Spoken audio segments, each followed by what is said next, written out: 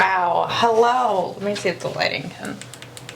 How are we? I am back. Maybe, do I move this up higher? But I hate that y'all can see it. Hi, I'm back. It's me, the bitch is back again, and today we're making protein bars. Why? Why? Because games, but also because I really couldn't think of anything else to make today. Frankly, that's a big part of it. Oops. No, I'm not riding the struggle bus, like, completely, but there's a little bit of struggling on a bus right now. Like, life is good, but, oh fuck, this keeps getting caught in that. Life is good. I'm just kind of struggling a little bit with other things around it. You know? Like, it's just very hectic right now. It's a big hustle era. Friggin' grinding hard. So I just haven't been able to make weekly videos as often, and I feel bad about it to an extent, but I'm also a person who's very busy right now. Wanted to start off saying that. But I did want to do a little movie review, kind of switch it up a little bit. It's not going to be a great review. In fact, this will probably still just be a normal episode of me just oversharing about my life. As it is. But figured why not, you know, just tell y'all my thoughts on the movie Talk to Me. Talk to Me was a movie, it's like a scary movie. It was good. It was good. Technically, yes, it was good. The plot, in my opinion, was fucking stupid. But that's kind of every scary movie. How? Is this okay? Yes, this is still good. Needed to make sure. Talk to Me was a movie, kind of... I'm switching this around. We're back to the normal side. I don't know why I tried switching it up. I just be crazy sometimes. But Talk to Me was a scary movie where essentially there was this girl, her mom died, and there were these parties going on to where they had this hand. The hand was basically cut off from a clairvoyant, I think, and then put in plaster, and everyone like would hold it, say talk to me, get possessed. Talk to me, come inside, get possessed, yeah. And for some reason, it was all the rage. I forget whether this was a foreign movie or not, because I kind of just tone out accents after a point. I'm not a huge fan. Controversial take. I don't like British accents that much. Sorry, chip chip cheerio, you cunt. Sounds like you're talking in cursive. I'm also really bad at doing accents. So another full transparency.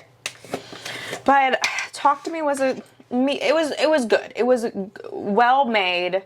I enjoyed it, but I also think it was a little fucking dumb. As all movies are a little fucking dumb, you know? I don't think any movie should take itself too seriously. It's all pretend unless it's like a biopic or something. Unless it's a documentary, like Vice does, recording heroin addicts using heroin. That's for educational purposes. But it was basically this girl, her mom died by suicide, but she thought her dad had something to do with it for some reason. That was a big part of the movie. And then she basically was sad, and her friend had a boyfriend, and so she wasn't getting as much attention. And girl, I relate. Abby's boyfriend was visiting. For 2 weeks, I didn't have like a friend, and then he left, and I was like, thank God, bitch, get out of here. No, he's actually really nice. They're great people. But yeah, like, this girl wanted to go to a party, so she like, it was the anniversary of her mom's death, and she like conned her friend into going with them and with her to go, like, you know, be supportive, go to this party. The parties with like the hand and the possessions were going viral because everyone looked stupid while they were possessed, because they were talking to like dead people who were, it's so dumb. Like, just do drugs to cope with your mother's death. Just do drugs. Like, like later in the movie, the best friend's mom was like, yeah, but she tried marijuana. I'm like, yeah, she should have stayed trying marijuana. Like, that's okay. It's okay. Your mom dies, use drugs. Like, is that the best way to deal with it? No, but it's better than fucking getting possessed for a thrill, because that's what happened. She went to the party. Oh yeah, spoiler alerts. I'm ruining the movie for you. She basically gets like addicted to the thrill of like being possessed. She's like, it's the best feeling ever. It's like, girl, that's insane. She's like, it's like you're on autopilot. Like, girl, seek help, please, you know? Like, just seek a little bit of help. Seek a little bit of help. Sorry, I'm like trying to open up this freaking coconut oil, dog. I've never used this oily of coconut oil. Normally it's like a little hard. Like, maybe is this not extra virgin? Freaking yeah. I had sex with a virgin this year. Yeah, I gave back to the community. This is why I can't do movie reviews, because I'll talk about 5 different other things about the movie, semi-closely related, but also not related at all to the movie. Back to the movie. She gets like obsessed with the hand thing, and it's just like, I'm like, you're doing some white shit right now. Like, to deal with your mother's death, you're literally getting possessed. And like, they see creepy things, but they brought the best friend's younger brother to the first party. Insane. And then he ends up, she's like telling everyone how great it is, so then they start going to all the parties, and then they invite the party to come over and do it for them personally one night. And the little kid gets possessed, and like these demons and stuff are like feeding off of him, is what you see later. I'm like, assume it's because he's like a child and he's innocent maybe. And they basically like kill him, keep smashing his head against things. He's possessed. Like, she thinks she can fix it by doing it again. She can't fix it. And then in the end, she just ends up like trying to kill the brother. I'm not sure if she ends up able to do it, but she does end up dead. It was a nice wrap around the movie because she was possessing someone at the end, you know? There's a lot of other stuff I missed to say about the movie, but overall, like, I'm just telling you what happened, kind of. Because I saw this 2 weeks ago and I was like, oh, I should talk about it. And then I waited 2 weeks, so you're welcome. I don't know. My whole thing is like, do drugs, you know? That's the moral of the story. Talk to me, hey, when your family dies, cope with drugs. Cope with alcohol. Cope with substance abuse. If you are coping with your family by just getting possessed, that's pathetic. Okay, so I'm kind of like just eyeballing this bad boy. I'm not sure exactly what I want. Like, I used some powdered almond butter, some peanut butter and coconut oil, some date syrup. A little too coconut. A little too much coconut for me. A little too much. So I need to put in more powdered almond butter. I know. It's so good though. Tastes so good. I got this for like $3. 10 out of 10. Highly recommend. It's just like the dumbest movie. It's not the dumbest movie. It's the dumbest premise. But it is like the whitest shit. And I'm like, girl, this is so Caucasian of you right now. Like, she was also British though. So maybe like I think she was British. I really don't remember. There was a British person in the movie, and for sure it was a friend's mom who was like, oh, I know she's been doing marijuana. And it's like, yeah, she should have done marijuana. God, you shouldn't be afraid of your kids doing marijuana. My parents taught me to fear Ouija boards. I'm Hispanic. Like, I have always been afraid of Ouija boards. Not even just because of my parents, but like, I had a friend in middle school, because I was afraid of Ouija boards. I'm a big pussy. I'm a big pussy when it comes to like supernatural stuff, because I believe that shit is real. Like, I don't know what's out there, but I do believe in some form of good and evil, like, shit. And I think you're just inviting in all that stuff when you do like Ouija boards. And my friend had a Ouija board. She wanted me to play with it. I was like, no. Like a year later, I was like, oh, do you still have it? Just like out of curiosity. And she told me, no, we had to get rid of it. I was like, why? She was like, because it was literally like making noise in the closet at night. Like, it would shake around. Because she like wasn't messing with it. I was like, that is terrifying. Frickin' go. Muy delicioso, bitch. I'm gonna add just a little more peanut butter in. Maybe a little bit of oat flour, just for like the base. Because we're all about that base. The base of these bars. Bam, bam, bam, bam. Just such an interesting movie. Such a like concept though, to like come up with like this hand thing. Then like the next day, Abby and I, not the next day, this week, last week, what is time? Time is a concept. Time is literally so subjective. Proof, the Stairmaster. Time is a little flexible, you know, like a little bit. A Stairmaster, 30 minutes. Those are the longest 30 minutes of my life. Putting a little bit of oat flour in there. We're kind of making these like Reese's Pieces. I've tried making healthy Reese's Pieces before. It worked. Also though, the thing about, I don't remember what I was going to say.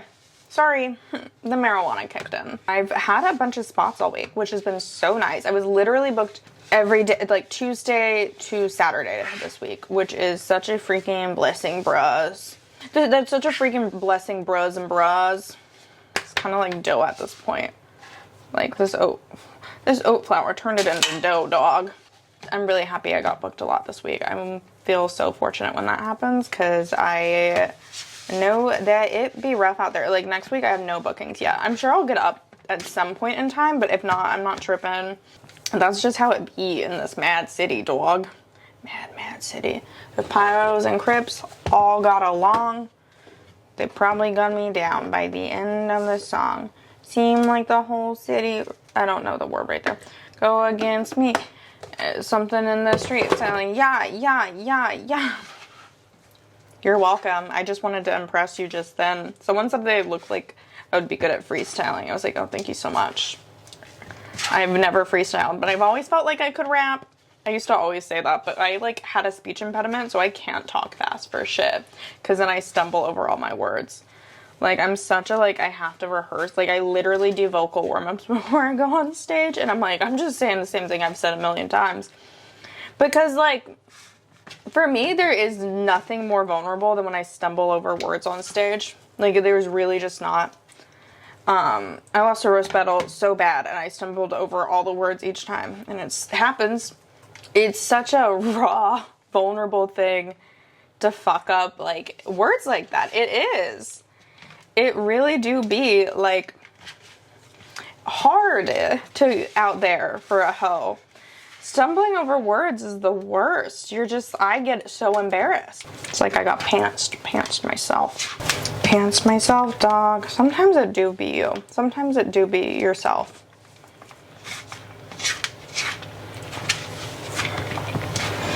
I literally just ate noodles with just cheese over it for dinner.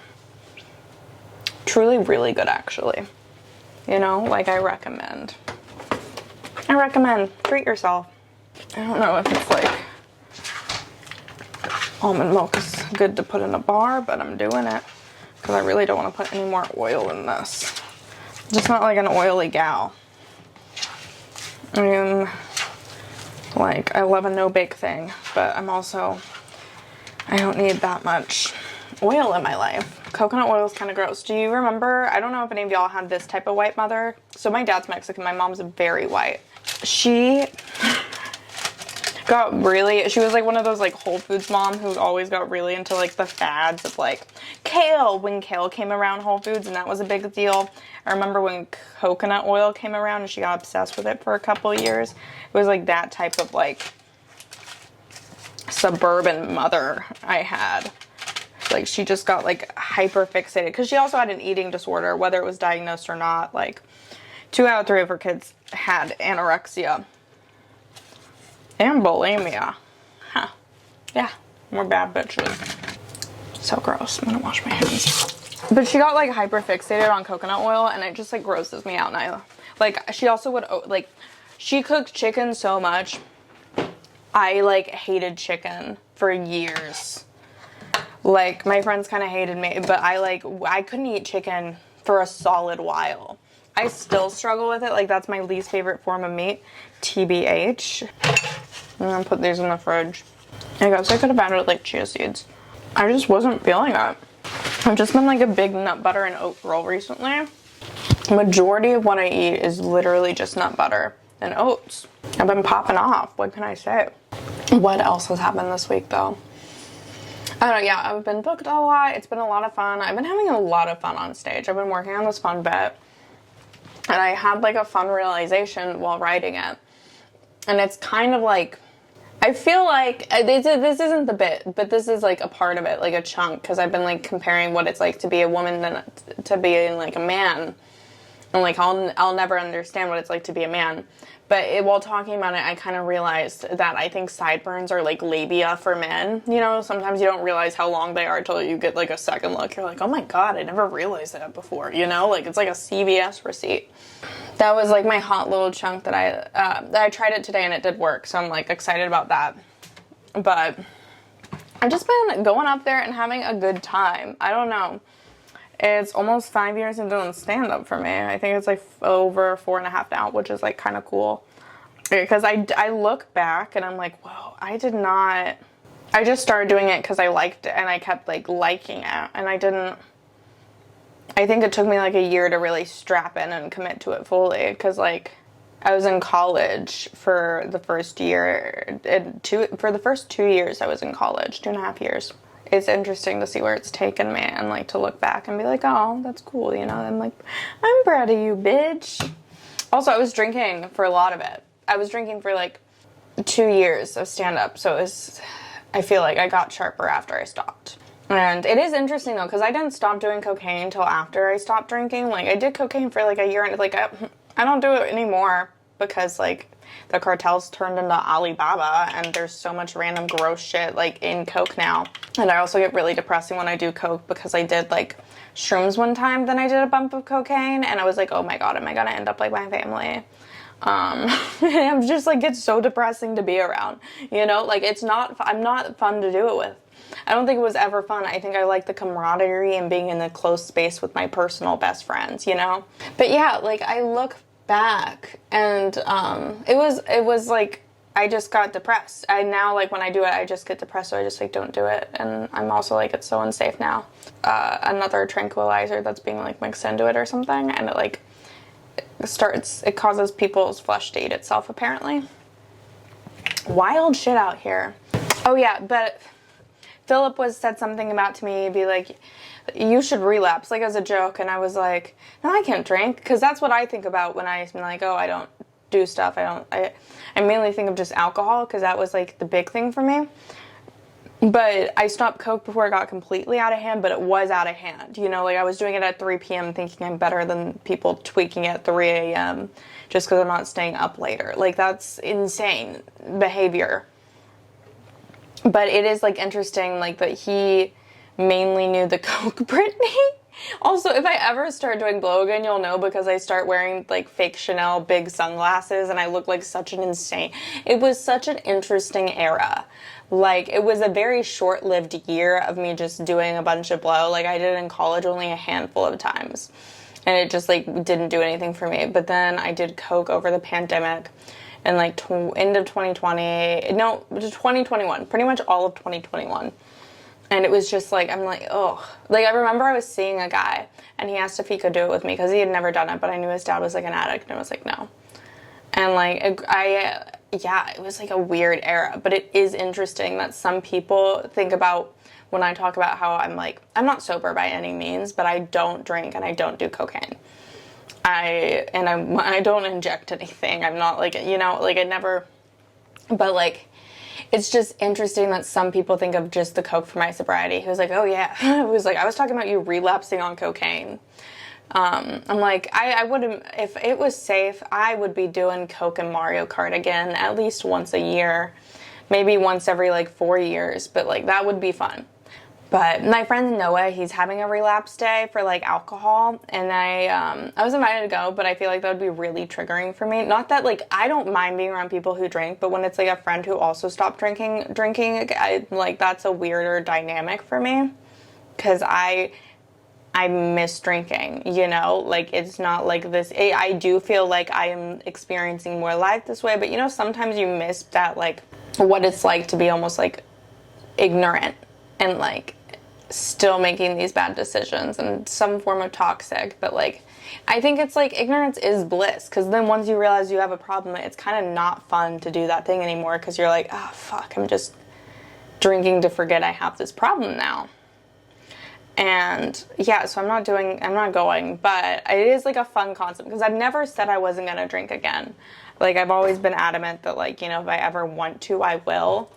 I just don't think I'm at a point in my life where I can. Like, again, hands down, if I relapse, I want to relapse recreating the Jersey Shore with my friends at the Jersey Shore or in Mexico or something, like on a nice fun ass beach. Like, I'm telling you, we're going all out. We'll pay for the rehab after, but you know, I don't know, like, yeah, it's a relapse day is like cool, I guess, but I just don't. Like, I think I couldn't handle it, you know? Mainly just because I've known him only as a sober person, and then I've never been you never hear of someone relapsing and being like, good for them. Like, I knew a guy who relapsed on blow, and it's like, you go. Good for you. Pop off, king. I don't know. It's always sad, you know? Especially when it's like a harder drug. Like, alcohol is like, you know, whatever. I don't know how out of hand it was. I don't know the situation with it. I can only say to my part, and I just don't. Yeah, that's just me. That's just me. Just a little different. Just a little different. I'm gonna take this out, even though I already ate some in front of y'all. But yeah, now that these are been in there for 2 minutes, they'll crumbly. Basically like a no-bake cookie. I used to do this in college with like weed-infused coconut oil. I would get so fucked up.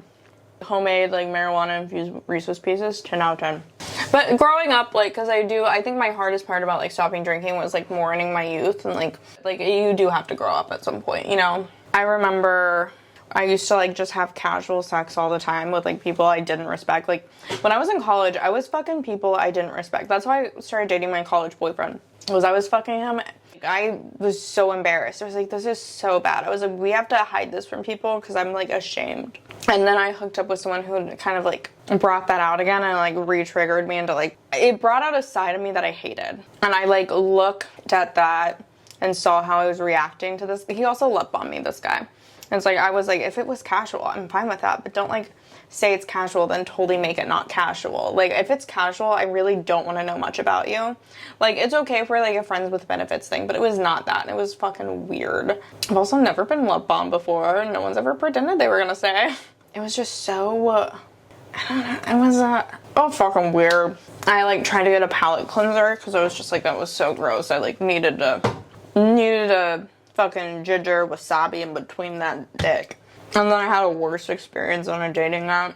Like, I fucked a straight up crazy person. I like asked him to leave, which like I generally do. I'm kind of a dick. I don't really do casual hookups like that anymore. I'm totally down for like, I think casual sex is fine, but I at least want to like have sex with someone I'm like enjoy having a conversation with, you know?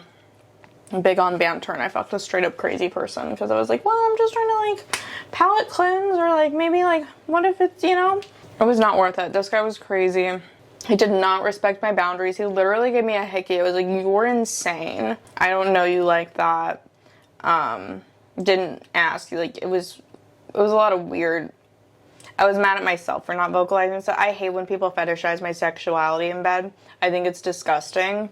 It really grosses me out. Like, I remember when I started dating my ex-girlfriend, which was a relationship I really cared about and a person I truly like did love. And I still love. Like, she's a great person, and I get really grossed out because there's like this guy I grew up with who like asked, can I like take both of y'all out? It's like, that is disgusting. Like, yeah, obviously we're both hot and we're together, but like, that's not for you. This is for us, and you, it's just gross. I don't know. I just get grossed out with that, and he kept doing that and like talking about that in bed. I was like, this isn't fun. No, and then he kept trying to take off the condom, and I was like, you're disgusting. You're disgusting. Also, like, I will never feel bad for a guy having to wear a condom. I'm sorry, oh, you can't come, oh, your little pee-pee, oh, bitch, I don't come. Who gives a shit? Like, you're not gonna make me come, okay? If you can't come on a condom, boo fucking who? What, you can't get your nothing tonight? Oh, poor little baby. Why don't you go suck your fucking thumb, you twat?